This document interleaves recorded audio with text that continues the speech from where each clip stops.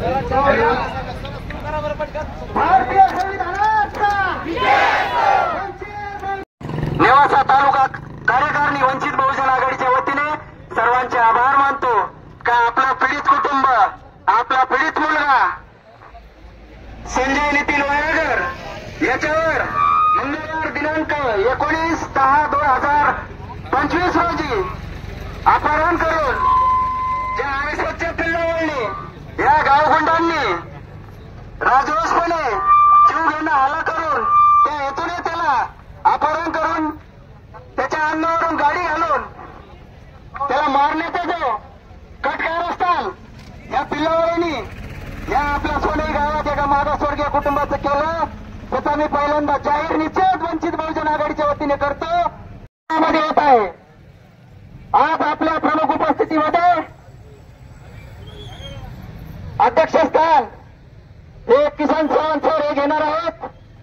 त्याच्यानंतर आपले अरुण आबा जाधव, आपले जिल्ह्याचे वंचितचे आदिवासीचे नेते अनिल भाऊ जाधव, तसेच जिल्ह्याचे जिल्हा अध्यक्ष संतोष भाऊ चोळके, त्याच्यानंतर आपल्या बहुजनांचे नेते बाळासाहेब जाधव आणि वंचितचे नेते तालुका अध्यक्ष तालुका प्रमुख पोपटराव सरोदे, हे सर्वांचं मार्गदर्शन, सर्वांचे विचार, सर्वांचा निषेध आपण ऐकून घेणार आहोत। सर्व समाज बांधवांना मला विनंती आहे की सर्वांनी खाली बसून घ्यायचंय, जे कोणी वर आहेत माग आहेत सर्वांनी खाली बसून घ्यायचंय। सूत्रसंचालन हे आपले संदीप काकडे सर हे करणार आहेत, तरी मी त्यांना विनंती करतो की संदीप काकडे सर यांनी सूत्रसंचालन करावं। आज सोनईमध्ये सर्वजण, सर्व दलित समाजातील नेते, सर्व आपण भाऊ बंधू, आपल्या भगिनी, माता भगिनी इथे आहेत, सर्वजण एका कारणासाठी इथे जमलेलो आहोत। वास्तविक हे कारण आजचं नाहीये, हे गेले कित्येक वर्षापासून घडत आहे, परंतु आता हे डोक्यावरून चाललेलं आहे। तसं बघितलं तर मला जास्त बोलायचं नाहीये, कारण आपल्या बऱ्याचशा नेत्यांना आपल्याला ऐकायचं आहे, परंतु एक खंत अशी व्यक्त करावी लागते की सोनई पंचक्रोशीमध्ये दलित समाज किती मोठा आहे आणि आज बघा आपल्या भावासाठी किती लोक जमलेत, पण जेवढे जमलेत ना लय झाले। खरंय का? अरे खरंय का? मग त्या संदीप लांडेचं करायचं काय?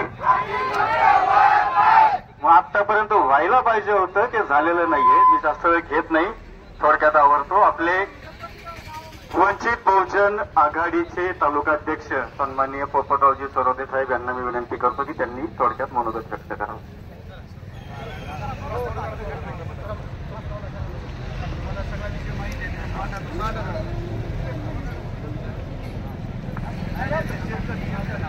सर्वांना क्रांतिकारी जय भीम, जय लहूजी। आज गेले बरेच दिवसापासून आपला संजय वैरागर हा पोरगा दवाखान्यामध्ये ऍडमिट आहे। आदरणीय जिल्ह्याचे भरपूर नेते संजयला भेटून गेले दवाखान्यामध्ये। 2-3 दिवसापूर्वी रस्ता रोको झाला।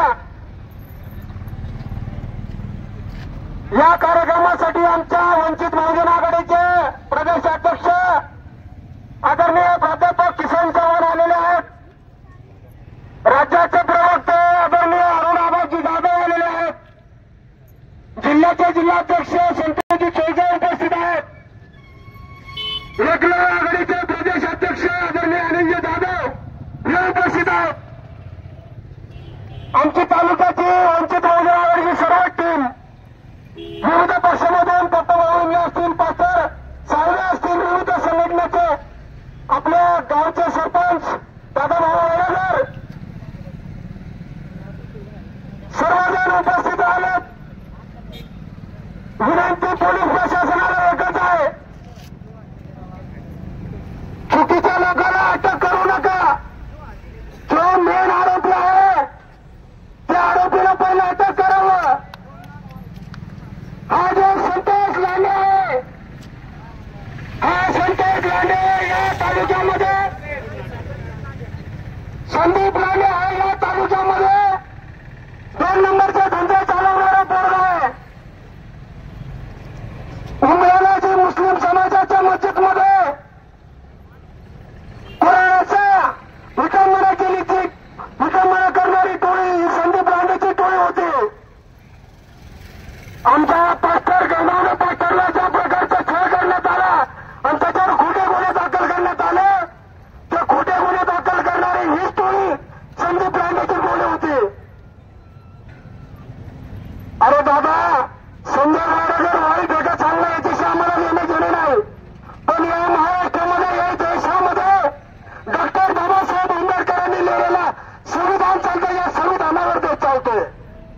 म्हणून आमची विनंती होती, जर आमचा संजय वाडेकर हा चुकलेला होता तर तू संविधानाच्या मार्गाने त्याच्यावर गुन्हा दाखल करायला पाहिजे होता, पण तू त्याला त्याचं अपहरण करून त्याच्या डोळा काढून त्याला त्याच्या अंगावर गाडी घालून त्याचा हातपाय मोडण्याचा प्रयत्न केला, हातपाय मोडले.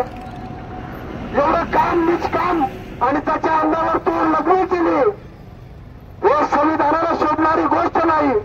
म्हणून हे मोर्चे निघत आहेत. पोलीस प्रशासनाला आमची विनंती आहे, जर आमचा माणूस जर चुकला असला तर आमच्या माणसावर पण तुम्ही मोका लावा, पण ह्या जे आताची टोळी काम करीत आहे आरएसएसची पिलावर, या आरएसएसच्या पिलावरीला तात्काळ अटक करा. तुमच्याकडे सगळी यंत्रणा आहे, तुमच्याकडे सीडीआर आहेत, कुठे राहतात, काय करतात हे तुम्हाला सगळं माहित आहे.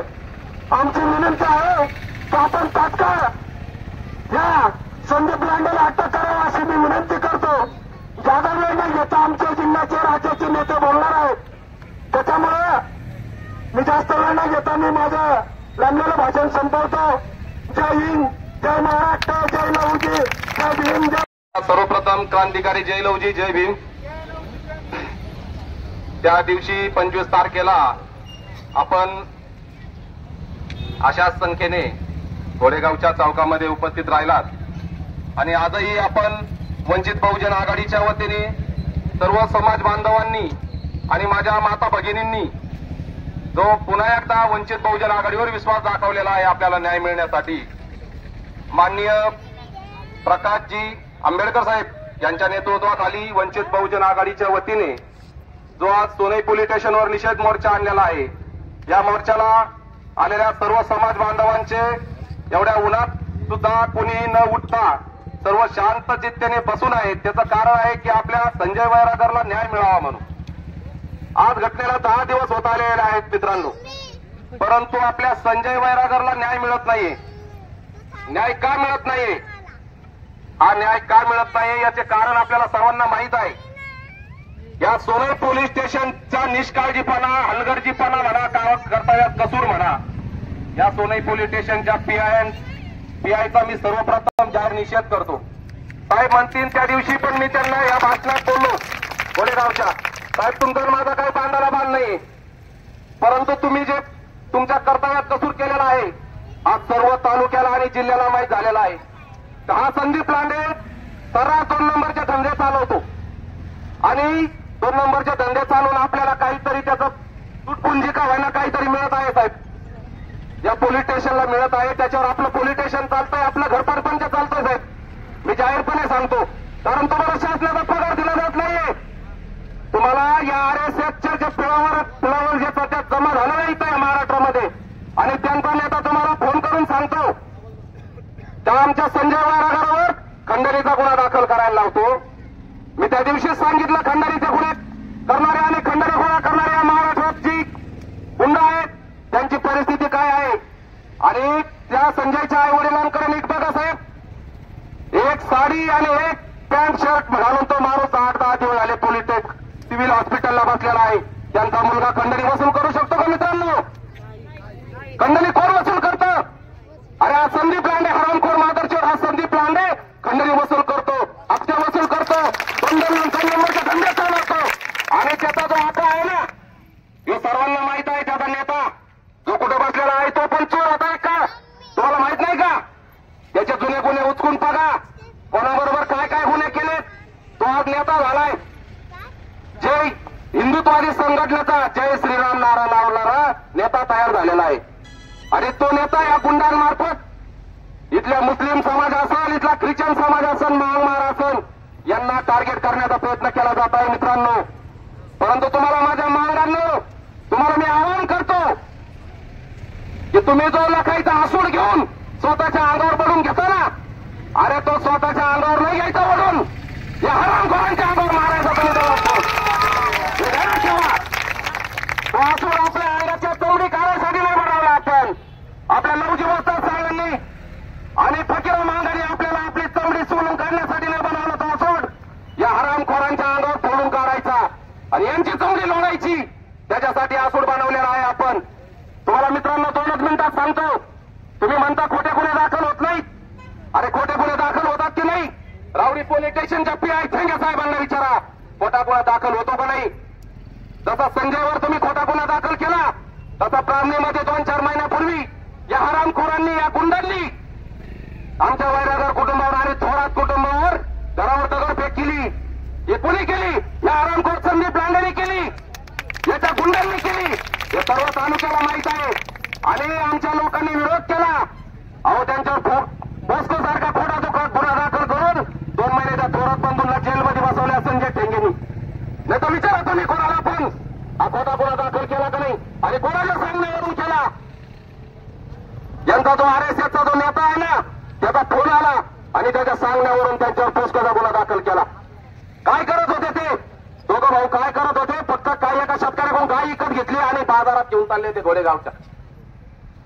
या गोरक्षक नावाखाली याच्या गुंडांची एक टोळी तयार झालेली आहे या महाराष्ट्रामध्ये. आणि याचे जे लहान लहान बछडे हे जे गोळा करतात, एक टोळी, आणि ते बछडे काय करतात तुम्हाला माहित नाही का? पोलिसांना काय करतात या बछड्यांचं? ते कोणाला विकतात, पडण्याच्या पाठीमागून कोणाला विकतात हे माहित नाही का तुम्हाला? हे विचारा जरा त्यांना, त्या हरामखोरांना. आणि त्याला विरोध करायला गेला आमचा संजय लांड, जो संजय वैरागर. हा गुंड नाहीये, याला गुंड तुम्ही बनवत आहात. याला ज्याने त्यांची दादागिरी याला मान्य नव्हती, तो यांच्या पुढे झुकला नाही हरामखोरांपुढं, म्हणून त्याच्यावर खंडणीचा गुन्हा दाखल करण्याचा प्रयत्न केला. मित्रांनो, आणखी भरपूर कार्यकर्त्यांना बोलायचं आहे, नेते मंडळींना बोलायचं आहे, बोलण्यासारखं भरपूर आहे.